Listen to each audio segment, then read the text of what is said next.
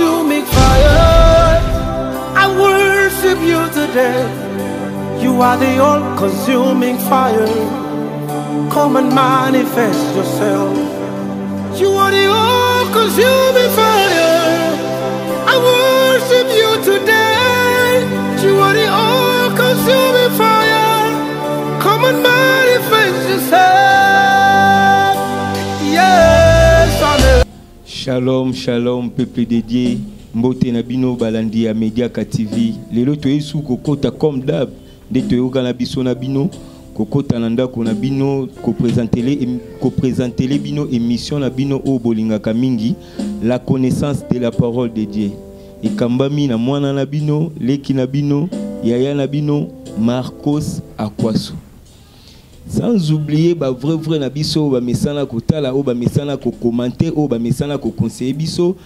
Papa pasteur José Chitoko Katende na Londres na bosanité Gelor Moutele l'aigle depuis Autriche vous mesana ko commenter sans oublier papa Willy Mousseteke ya mama Jinantele Mousseteke na Londres to bosani yote mwana mobali o ya mukenzambe ya pambola gloire le boss le padre le jeune millionnaire o ndambe ya pambola Londres et Ebi. Lelo toyambeli bino mosali na nzambe oyo bomesani na ye déjà lelo ayeli susu koloba na part ya nzambe na kombo ya prophète Gédéon Ngandou. Bonjour prophète. Bonjour papa Marcos. La santé. Ça va par la grâce de Dieu. Que le Seigneur vous bénisse abondamment. Loko la ba téléspectateur na biso balandi ya média déjà ba mesani na yo.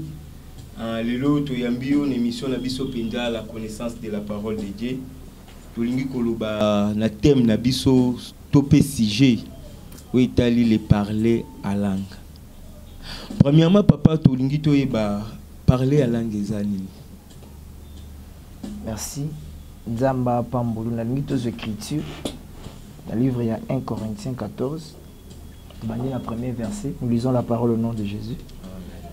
La Bible dit chercher premièrement l'amour, aussi donc aspirer au don spirituel, celle de la prophétie. En fait, celui qui parle en langue ne parle pas aux hommes, mais à Dieu, car une personne ne les comprend point, parce que c'est un mystère de l'esprit. Amen. Amen. J'aimerais un peu répondre à eux. D'abord, le parler en langue, c'est un mystère. Le mystère veut dire ce qui est caché, non révélé. C'est que pour comprendre le parler langue, il faut entrer dans le mystère. Mystère est ce qui est caché dans l'ombre. Mais pour que l'on dans l'ombre, il faut que l'on ait une réalité pour nous comprendre. Le parler langue, nous avons deux sortes de parler langue. Il y a les langues des hommes et la langue des anges. C'est que le parler langue, ce n'est pas donné à tout le monde. Simplement, ce sont des langues de Dieu. Merci papa, bien répondu papa. Différence entre parler à langue na mystère ezani. Ministère ezani. Parce que parler à langue tu expliquer et alors mystère ezani. La mystère est le caché, non révélé. Celui qui peut interpréter le mystère, c'est celui qui est né dans le mystère. L'apôtre Paul a dit, celui qui parle la langue ne parle pas aux hommes. Mais c'est un mystère, c'est-à-dire que le mystère est venu dans l'esprit. Il y a une grande différence entre être esprit et être spirituel. Avant de comme spirituel, il faut d'abord que l'esprit. C'est que le mystère est non révélé, mais est caché. Maintenant, pour nous révéler et le mystère, il faut nous à côté de mystère. C'est que nous avons trois ciels. Dans tous les trois ciels, nous avons combattu le troisième ciel, c'est l'apôtre Paul. Parce que quand nous parlons de trois ciels, nous voyons directement les tabernacles. Les tabernacles sont les trois parties, les trois dimensions. Nous avons le parvis, les lieux saints et les lieux très saints. Parvis, tout le monde a un cube de raisins à 4. Mais dans les lieux saints, il y a un chandelier. Mais dans les lieux très saints, il y a un arche de l'alliance. Parce que l'arche, il y a un bomba, c'est que l'arche, il faut avoir un arche de l'alliance. Parce que tu as la différence entre un sacrificateur et les souverains sacrificateurs. Un sacrificateur, ce sont les enfants des souverains sacrificateurs. C'est que le souverain sacrificateur est Aaron. Les sacrificateurs, ce sont les brebis d'Aaron. C'est que on est basé dans le droit dans le lieu très saint parce que le lieu très saint, c'est le troisième ciel. Pour nous à libérer, à comprendre le mystère, il faut monter dans le troisième ciel.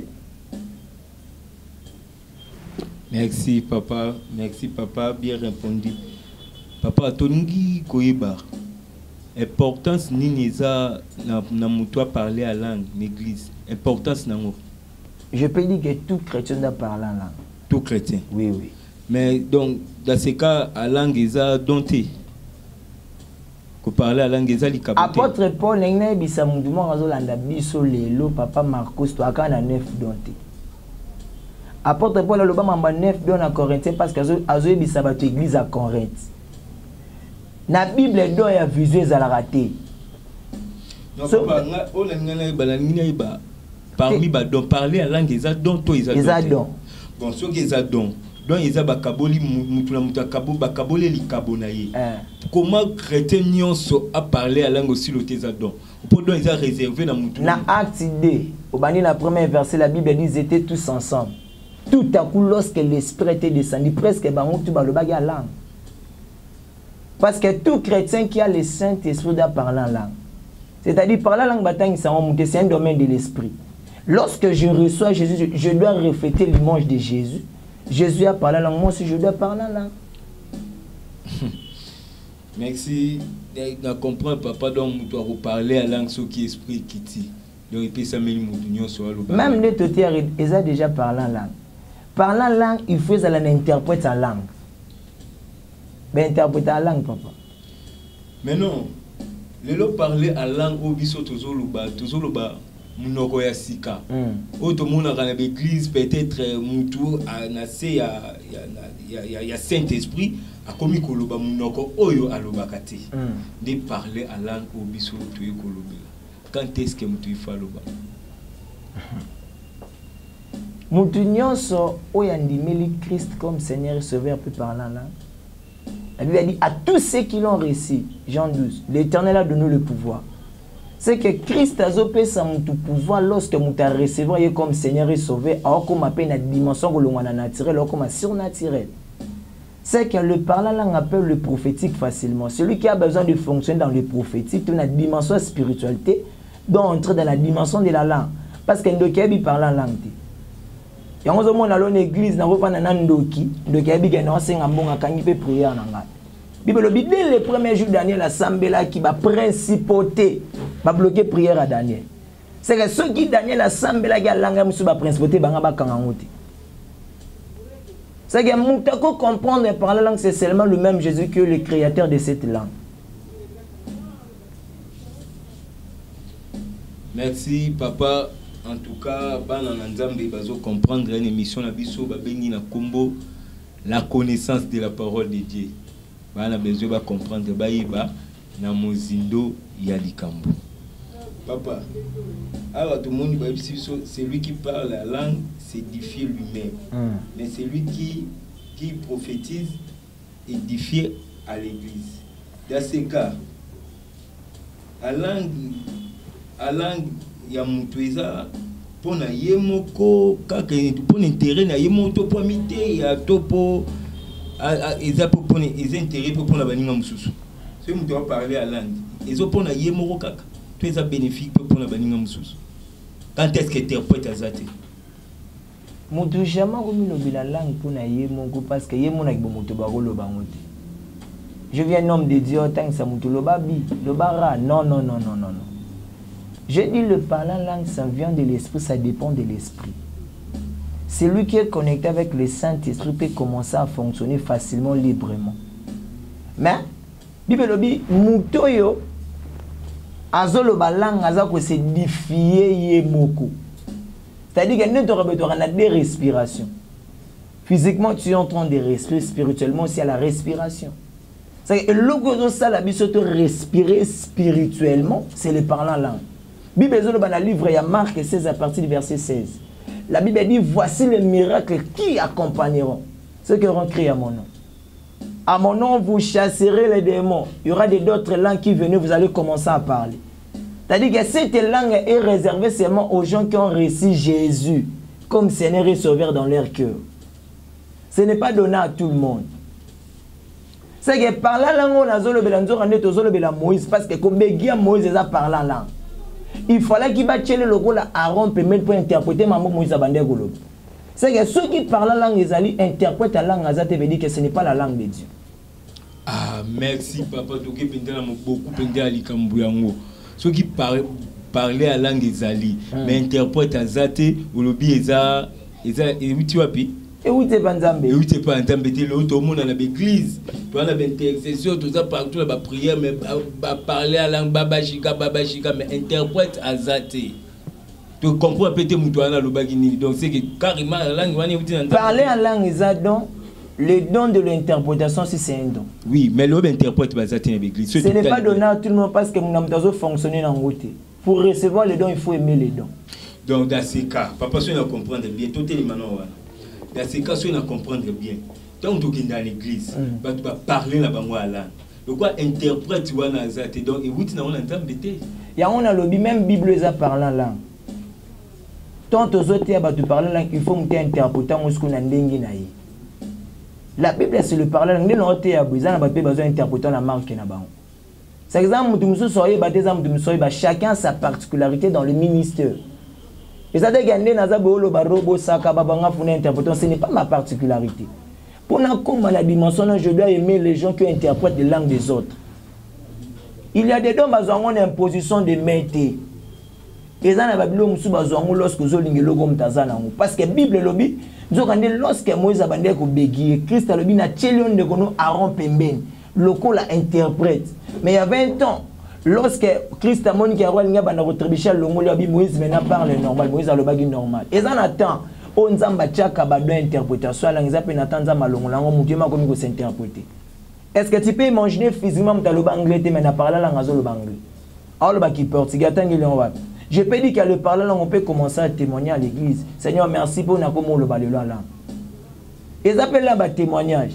Mais le roman témoignage, merci pour faire libala non. Même le parler langue, ils appellent là blogo na télé. Alors Seigneur, merci pour le langue la langue. Ils a fait terminer. Donc ceux qui ont parler à langue mais au lobby comme makambo lo boyebi na ngote ba peso connaissance. Parce que mutana za na capacité wana te. De yomo kwa soi. C'est-à-dire qu'il y a un lobby à langue. Après, on a même interprété, ce sont les langues des anges. Moutou pas comme la dimension, il faut la don. Par la langue, ils adorent. Interprétation, ils adorent. Souvent, on a une interprétation. Est-ce qu'ils ont forcé? Non, le monde a un cabo, on a quoi interpréter. Merci, papa Gédéon. Toujours qui est molo, une émission, la biso penda, la connaissance de la parole de Dieu. On a parti ma vie à Cape Town à se retrouver vraiment pasteur Anissé Mboula à Londres. On a question les ala qui a eu toujours qui est prophète Gédéon a bien le barat tellement bien toujours qui est tina souka. Merci prophète. Na lingi naï babalobi, c'est lui qui prophétise est plus grand que celui qui parle à langue. Mais tandis que prophétiser, prophétie est adon. À langue aussi le biais adon. Mais prenez biso babi eza na don moko te le kamuninga. Mais comment mutu azo prophétiser aza grand que le kamutu azo lo. La différence est que entre les dons et le ministère, nous avons le don prophétique et le ministère prophétique. Les dons peuvent s'étouffer, mais le ministère ne s'étouffe pas. Celui qui a le ministère peut transmettre aux gens les dons. C'est-à-dire quoi? Mutu azo sakola. Différence entre la prophétie et la parole de connaissance. Bien. La prophétie est conjuguée de 3 verbes. Nous avons le présent, le passé, le futur de quelqu'un. Mais la parole de connaissance est conjuguée seulement au temps présent. Bien. C'est que Moutou azo sakola azako s'édifier te mazo édifier église Nzambe. Quelle prophétie que l'apôtre Paul nous enseigne? Ce n'est pas la prophétie je vois le nom de ta mère comme maman nous tanti, non. La prophétie que l'apôtre Paul nous montre c'est la parole de Dieu. Ce n'est pas qu'il y a normalement encore un nom d'arando quitté. La meilleure prophétie c'est la parole. C'est que le professeur apôtre Paul Azolo pour l'église dans l'édifier, c'est la parole de Dieu, les enseignements. Parce que la Bible dit nous sommes basés sur les enseignements des apôtres et des prophètes. Un prophète est comboté, mais un monté à vendre sabato na table, il y a Élie, les autres ont 12 pierres. C'est ça les 12 apôtres, les 12 prophètes. C'est ça la meilleure prophétie. Merci. Merci papa, tu peux édifier l'église. Je crois te comprendre. Si tu peux m'abisso moi muké nanzenze, namoni utamboli na baser. Toi adoré, nzambe moi muké.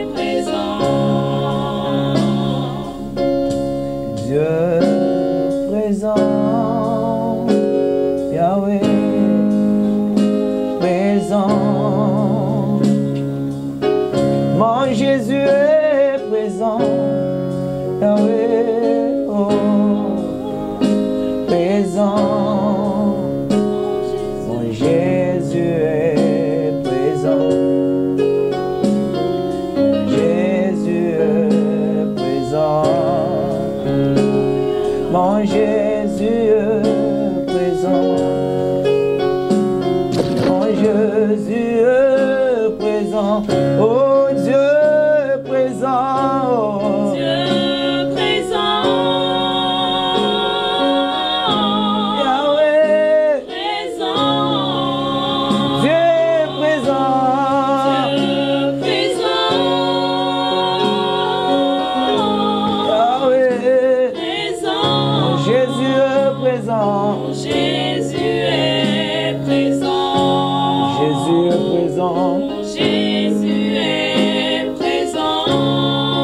présent. Mon Jésus est présent.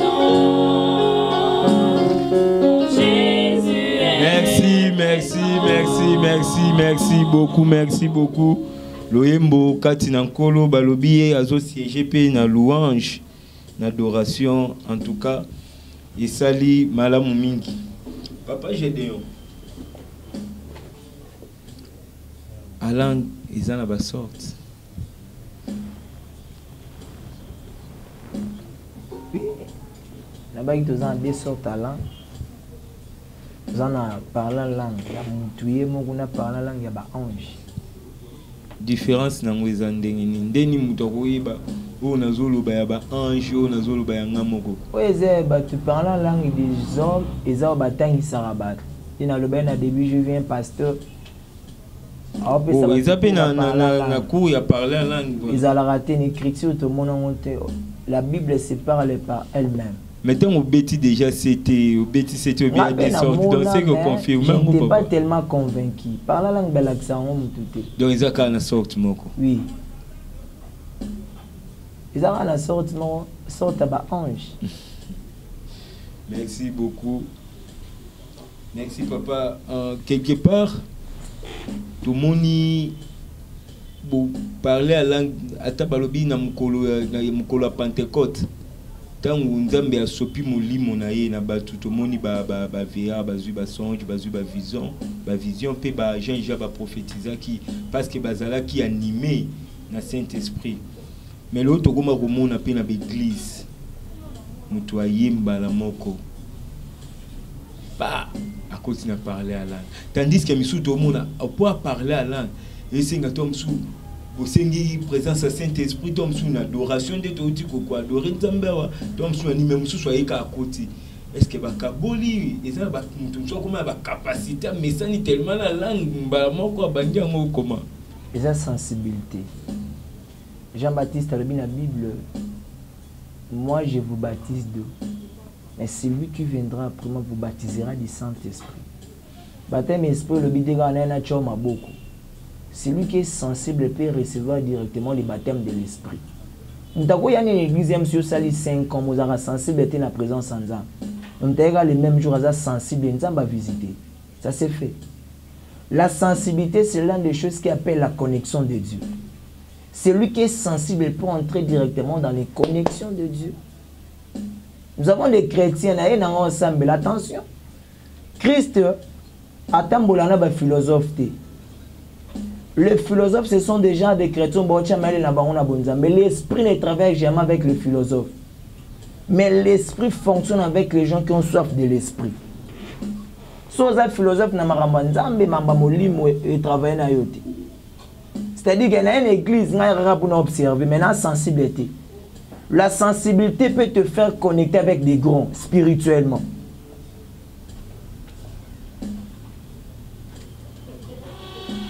Mutu za sensible na makambo nzambe. Ils ont bateau nzambe utilisera makasi. Comme bazali au plus ou moins 120 disciples. Et Bible dit lorsque Pierre a reçu un molimo centre, abimi na kata chambre à Pierre à part Pierre, mutu a gagné 3000 personnes à Zate. Je sais pas bateau ba Hollande so ba na verser ba kopesa. Pourquoi? Parce que c'est quelqu'un qui était tellement sensible dans la chambre haute. Après que Bimane tine que Azana perte ou annoncer l'évangile à Christ. C'est ça. Kasi yango Bible pe etali sabiso tisoki mutu aolo balang tom su ndamba azo yeba na essence ya langue wana te. Abima lokola mutu ano wa barbare. Ai pa ya nzambe pe pa nazo bima wa barbare parce que a comprendre essence wana te dans la batumsu pe à l'obi pas langue puissance na ngoye banité. Monsieur tu as besoin de battre mais nzambe mtana besoin yeba. Dieu est esprit. Oui, ça s'écrit. Dieu est esprit. Il y a une grande différence entre Dieu et Jésus. Dieu veut dire le très haut. Le très haut veut dire que le maître suprême c'est lui qui décide de tout. Jésus veut dire le fils de Dieu sur la terre. Mais le Saint-Esprit c'est le porte-parole de Dieu le Père. C'est que lorsque nous avons une langue, nous avons besoin de il faut tous aller interpréter et parler en langue. C'est-à-dire que ça na bateau bazaka na capacité na doit interpréter langue. Mais il faut tous un interprète, papa. L'église, tout le monde, l'église est inachevée. Interprète à parce que l'église, il faut 5 ministères. Donc, tout le monde évangéliste, tout le monde pasteur, tout le monde prophète, tout le monde docteur, mais l'autre, tout le monde a prophète. Aussi, à Marambouana, au bon engagé tout prophète, aboy pasteur, aboy apôtre, aboy nani, docteur, à qui a aux interprètes. Non, bazo raté, mais eze loko mutu soit aligné avec kabego fongwama. Mais abimité, c'est quoi le quoi? L'habit total n'est pas la zoloba. Habit c'est lui qui parle la langue, ne parle pas aux hommes. Mais c'est un mystère de l'esprit. C'est que toi, dans zoloba langue, c'est un mystère au biso toye batezo concerné. Quand le mystère veut dire c'est que non révélé. Zologo eza yo batama. C'est que mtayebi ka mystère ana c'est le Dieu créateur, mtaza la capacité de révéler mystère wana.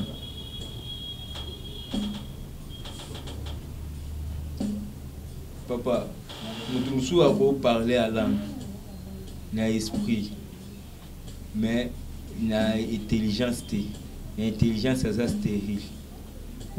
Si nous devons parler à langue, na esprit, na intelligence, et c'est le Saint-Esprit ne fonctionne jamais avec l'intelligence humaine. Quand le balai, c'est la mélange de moto, on est comme ça langue en zambéta. Langue est le mystère. Bible Paul a le mystère de l'esprit. C'est que quand je parle la langue, nazo le bango tu na mela kibomoto mais non le bango na mayela molimo. Parce que esprit muté chama le banana le bezanga te na fabricant. Mamba fabriquer ça mystère te et logo ezande o fabriquer ça mystère. Mais ce qui est sengi bongo, obi penda que non qu'on fabriquer en côté parce qu'il faut le bon esprit. Mais tout le monde a le temps super spirituel, mobazo kambaba na ye. Mais azo a cambié zo ba non to prier à langue. Tandis que mutuana a prié à langue ti. Mais obligé à prier à langue, à forcer car. Mais quelque part après bazo tali sabiso mutu oyo azo a yebi à langue te azo mekalang quelque part azako se maudire. Mais père spirituel a imposé à prier na langue. Parle au bani. Papa Ezali. Voilà, c'est le baptême de l'esprit. Non, non, non. Ce qui pasteur a le dit que l'église le balang, c'est que pasteur déjà l'auditoire là. Pasteur a va prier à l'an. Va prier à l'an. Pasteur a le prier là, veut dire qu'il y a l'auditoire là. Que l'église dans la terre, on enseigne sur le parlant là. Parce que jamais on a savoir pasteur a le bané mouté, le pasteur on attend écriture, il a poussé dans le banon, le balang. Non, non. Bien sûr, papa. Si on a parlé à langue, mais tu es bisabiso à langue, ils ont don, ils ont likabo, ça me la moutounion sauté. Dans ces cas, le coup la nani, moutouana, le coup a enseignement, et que pasteur a poussé à part enseignement, à part enseignement, on doit avoir le baptême de l'esprit. Baptême maman écoute sa biso na lolate. Baptême maman ils en aura babylone. Donc il pas que baptême maman. Mais le baptême de l'esprit n'est pas donné à tout le monde, papa Marco. Dans ces cas, quelque part, ils appellent quelque part homme de Dieu depuis beaucoup de temps. Mais comment parce que tu vivras na yoka, ce que comme l'autre na yoki, pasteur Kokamba, à lobby na baba ouvrier na lobby que non, nous tunions à parler à bon de là en langue. Dis-moi, parmi eux, ils ont mis sous balobaka langue parce que ils ont les capopé 5000 bon. Ils ont que baza to bazalaka concentré te to babanga kanzambe te to batambola na crainte ya nzambe te mais epesameli bango te mais pasteur obligé à l'obalan c'est qu'il faut tu vois pasteur faut refaire à Bongisa parce que nga muto na bi que non taleki na baptême de l'esprit to na muté jamais na forcer on ne force pas les ministères ni les dons dans la vie de quelqu'un. Il y a d'autres choses to yeba ngo de na début muto ndengo sala nzambe comprendre ali kabona makabo musuba yeba ngo te na retraite. Car à travers ça le comprend que frère ou sœur azana dombo. Mais le fait que le pasteur tinga mignon sur le balang, non non, moi je suis contre ces choses. On doit rentrer dans la Bible comme Paul dit. Celui qui parle la langue ne parle pas aux hommes, c'est-à-dire que tout le monde ne peut pas parler en langue. Zan bateau bago le balang. Ça peut na bateau bago le bangote. Mais papa c'est Jésus moi le bosso ba qui moutunyo sur les chrétiens sur moutunyo sur le bango, mais moutou azana baptême de l'esprit. Moutou a déjà baptême de l'esprit, dit que le Saint-Esprit c'est une personne divine, c'est lui-même Jésus en personne. Lorsque je reçois Jésus, je dois faire tout ce que Jésus a fait.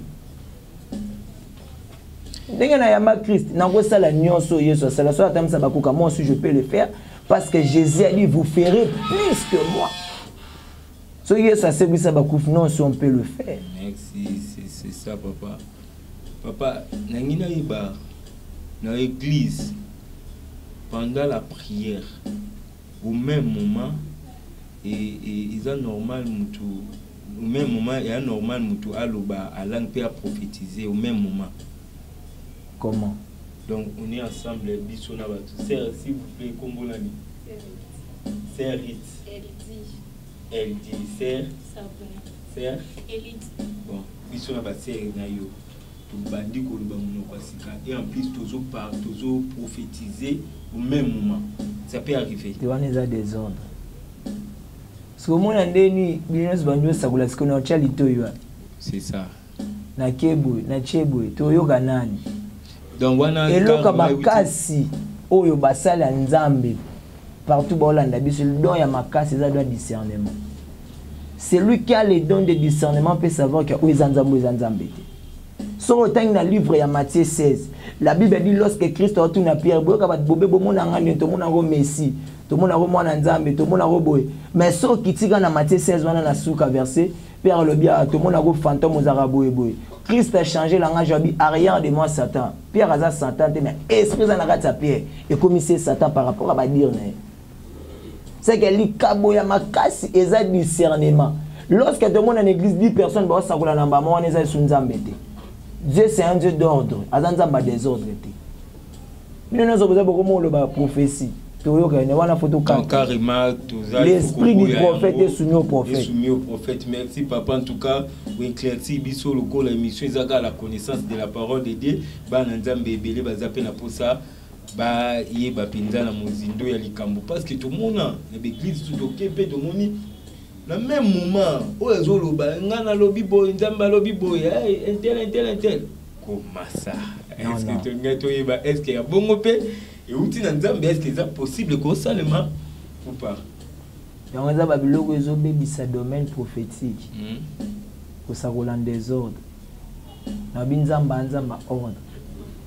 Tant de lobela nzambe faut tout respecter puis ba principe nzambe. C'est très capital.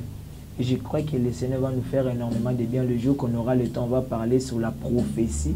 La différence entre la prophétie et la parole de connaissance. Il faut éclaircir toute dimension, on va comprendre. Papa, toi, tu as prophétisé, tu as parlé à langue. Et dans la si tu as comprendre la prophétie, on est outil dans Nzambe, tu as sensation.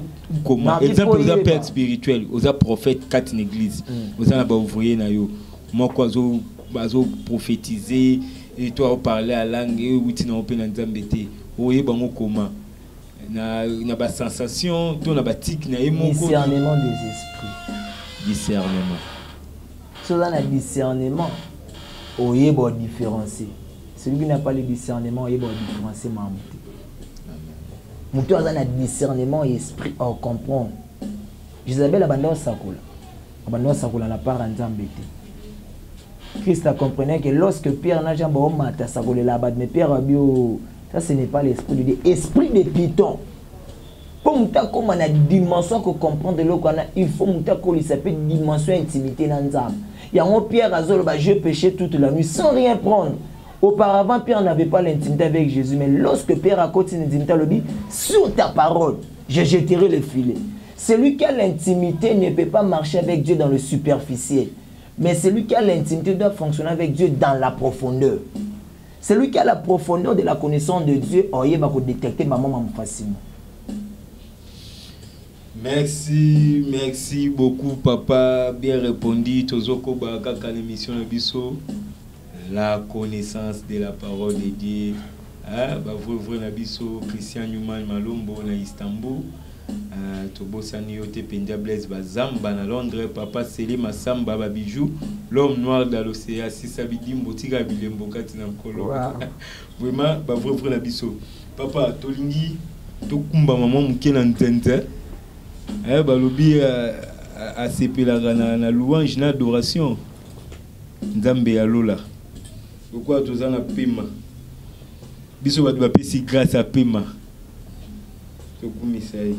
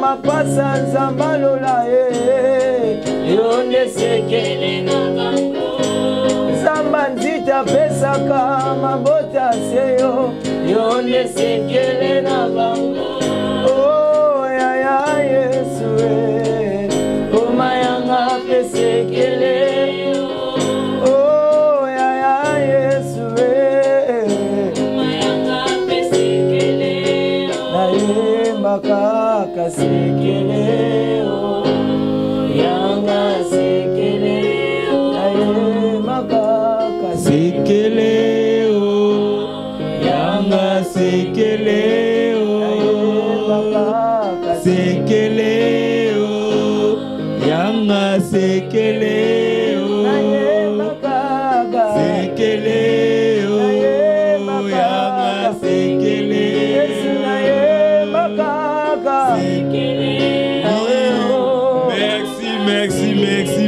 Merci. Yanga penza sekele nanga Yesu, sekele ya makambo nanga, sekele ya lipamboli nanga, sekele ya vie spirituelle nanga, ya bonne santé nanga, sekele nanga kaka Yesu. Merci papa. Papa, nalingi na tuna moloko mkomika pe susu ko aider biso aider ba oyo basala kayango. Pona ba oyo peut-être azane inspiré te a sentir ne logo mokati na yete mais le cola kaka mutu azolo balang parce que omoni banani basali ya kala le cola papa il dit na bala basali ya bala la ba penda ba complexe pendate mais lelo ba jeune na biso o ba bimi lelo na musala ya nzambe alangue komi logo molo kwa moya lolendo so azolo balang donc aza meilleur aza likolo aza na top et puis c'est peu complexe na baninga mususu peut-être à sentir ne loko na kati na été melingi ya lobakaka oko yebisa muto bomoni ou soit à continuer et go bendele yango ou bien te atiko po azo sa mabe alang ba défend alang ya mutu ta sambela nzambe akolisa sacrifice. Apôtre Paul dans le livre Romain 12 a exhorté bisoto offrir encore comme un sacrifice vivant, ce qui sera de notre part un culte raisonnable et saint à Dieu. Culte avec à la yabatebelez à la non culte personnel. Mutuye moko fa fo akoma culte pour enfin que Christ ait demeurer katinae. C'est-à-dire jamais na gozo langa sera le ba pembe na ngato ya frère. Mais il faut nazela oyo nzamba zo bongisa pona ngai non que onga mona mi bongise. C'est ça le problème. Yo lo banga lang pour frère no pembe na lang qu'on a complexe na envie pas monia musuki amda lo pour le logo makaka ba jela ngudon ba robo chana des problèmes le parlant lang donc so ka continue na mo pour impressionner na batu rabashika baba donc d'après ba on se ko ba monyo comme il logo moko na Netinga suna lobi alang di prophétie à précision. Vraiment, c'est que ngai na pas nanga. Domaine prophétique qui fonctionnera na par la langue parce que nabi c'est l'un des choses que tu as sur la connexion nzam. Parce qu'on a côté na connexion Christ le bananga mamboza précis, je dois entrer aussi dans la connexion et pas oser les langues. Parce que ça le rendre ba ba c'est ba WhatsApp, ba Facebook. Ce qui megeza dem dans côté té ba message côté faut megeza. Ça que mega na biso za parler là. Lorsque na côté na parler là, on charger voilà. Obo pona batu musu balaka eye. Opo nzamba pesa to musu message ya kangi on pona batu bon rolo bani. Te mbata bon nzamba ko belisa. Bakanga rapé message nzambe bakanga ati. Et pas à langue payer Mathieu pour kangi wana capacité à ko kanga. O kanga ngopone. Nzambe mtape sinon. Mais ce qui apprécie oui. Na mona muntu mususu na yoka se mo ba bi ngana okana nga soni na kangana ngango muntu yemo pa na capacité à kangi. Paul a le but je n'ai pas honte pour annoncer l'évangile de Jésus. Celui qui a honte de Jésus, Jésus aussi sera honte devant lui. Souvent na oka honte pour lui. Moi j'ai vu un homme de Dieu na mutu ba lo ba parlant là. Ah bangate. C'est que pour Christ oka soni te pour na problème na ngate ngape fona ka soni te pour na kombo na. Pour na lobeler partout. Et je crois que la grâce de Dieu va nous accompagner. Merci, Papa Gédéon. Nalinga ko mingi olobaka tellement bien. Nalinga ko penza mingi papa. To komi vraiment presque na suka émission na biso. C'est moi message ya paix. Et ko kozalo pona bande ko na biso baza partout dans le monde entier au baza victime la virus ya corona. Message ya paix toi. Nzamba bénir le peuple de Dieu partout bazali. Maintenant, le confiné banda na Bible. Ils ont emballé l'autre, même Moïse a été confiné. Pendant que Pharaon a tous les premiers nés en Israël, mais Moïse, maman n'a pas bomba qui. Daniel pas qui confiné. Lorsque mes chercheurs de Rabben de Gona Katel Boulou, pas na Katel Boulou. Moment confinement, ils ont moment plus dans la dimension esprit. Malgré Christ ne connaît pas le coronavirus, mais Christ est bien le confinement. N'ayez pas peur de cette maladie parce qu'il y a un Dieu qui est plus que ça. Que mon Dieu vous bénisse abondamment au nom de Jésus. Ah merci vraiment papa, je crois peuple dédié bayoki message na yo. To komi penza na suka émission na biso. Ce qui moi déclaration, tout prière, tout encouragement, tout quelque chose ya koloba par rapport ya thème na biso to lobeli, tout moi bambote na ba oya yo. Na pamboli peuple de Dieu nyonso balandi biso.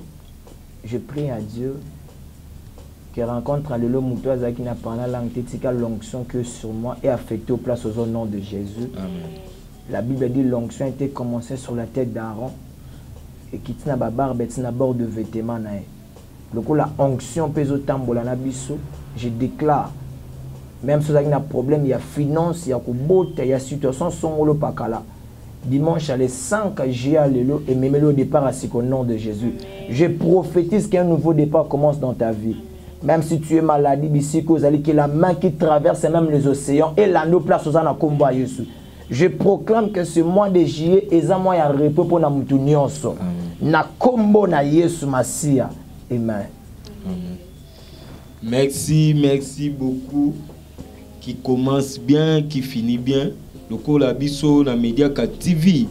To bandaka na Yesu, to suka kapeka na Yesu. Yango to bandaki na Yesu, to suki na Yesu. Sans oublier ba vrai oh yabisso to bo sanité à ma maman Marie Mediaka la rose noire, maman la bisso ya bolingo. La bo sanité na bengaki ma sœur chérie Anatika Theresia. Ma star, hein? La bossanité, papa Sélé Massamba, Babijou, l'homme noir dans l'océan, mon vieux Léon Odimba, Mbote Yalikasu, na Paris, depuis nos cabans à Paris, la bossanité, hein, na souhaité, na présenté Pélissou, condoléances, na présenté Ango, na papa Miguel, Kadivila, Vanza. Wana na famille Mediaka Mobimba a présenté ba condoléances nanga, sans oublier Josiane Makundika yo zanga kate ya papa Kikiala bino penza ba vrai na biso mama Gina le Brondos balobi Viviana Weston ya yo kolata kati na nkolo so nzambe ya pamboli vedi photo lata ofo banguna ba yo ba soni gloire les boss les padres les jeunes millionnaires. Moi, je suis à Londres. Londres, à la prochaine. Bye bye.